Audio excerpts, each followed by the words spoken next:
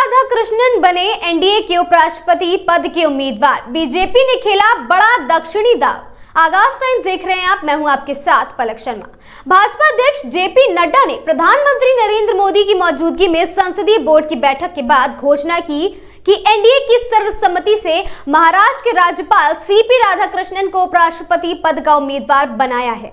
नड्डा ने कहा कि विपक्ष से भी बातचीत की जाएगी ताकि उपराष्ट्रपति का चुनाव निर्विरोध हो सके।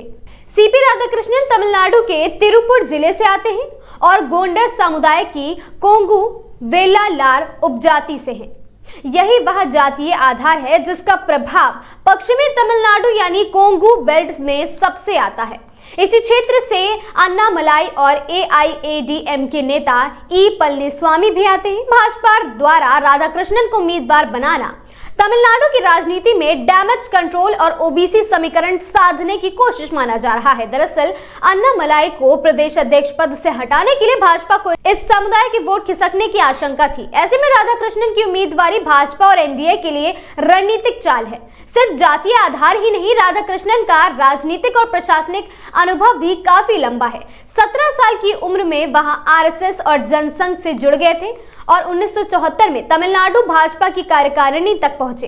1998 और 1999 में वहां कोयम्बटूर से लोकसभा सांसद रहे और वाणिज्य, वित्त व सार्वजनिक उपक्रमों से जुड़े समितियों में सक्रिय रहे। 2004 से 2007 तक उन्होंने तमिलनाडु भाजपा अध्यक्ष का पद संभाला और 19,000 किलोमीटर लंबी रथ यात्रा के जरिए पार्टी के विस्तार का प्रयास किया।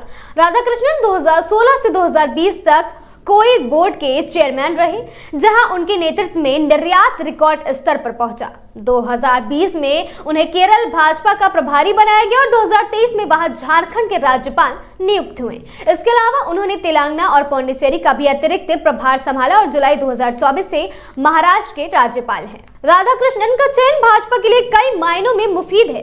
एक तरफ यह कदम भाजपा को दक्षिण भारत, विशेषकर तमिलनाडु में ओबीसी वोट बैंक के करीब ला सकता है। वहीं दूसरी तरफ राधाकृष्णन की शांत और गैर विवादास्पद छवि विपक्ष के लिए भी असहज स्थिति पैदा करती है।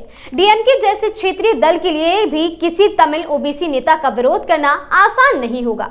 यही कारण है कि एनडीए को उम्मीद है कि राधाकृष्णन निर्विरोध चुने जा सकते हैं। हालांकि विपक्ष की अंतिम रणनीति का इंतजार अभी बाकी है, लेकिन वाईएसआरसीपी जैसे सहयोगी पहले ही समर्थन का ऐलान कर चुके हैं।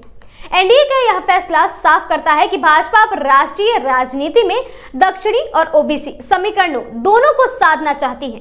सीपी राधाकृष्णन का नाम एक ओर अनुभव और सादगी की छवि को सामने लाता है, तो वहीं दूसरी ओर भाजपा को तमिलनाडु की राजनीति में नया आधार भी दिला सकता है। अब देखना होगा कि विपक्ष इस रणनीति का किस तरह मुकाबला करता है और 9 सितंबर को होने वाले चुनाव में क्या यह मुकाबला वास्तव में चुनाव तक पहुंचता है या निर्विरोध परिणाम सामने आते हैं, ये तो वक्त बताएगा। लेकिन तब तक इस मुद्दे से जुड़े हर छोटे बड़े अपडेट से जुड़े रहने के लिए बने रहें हमारे साथ और देखते रहें आगाज टाइम्स। मैं थी आपके साथ पलक शर्मा।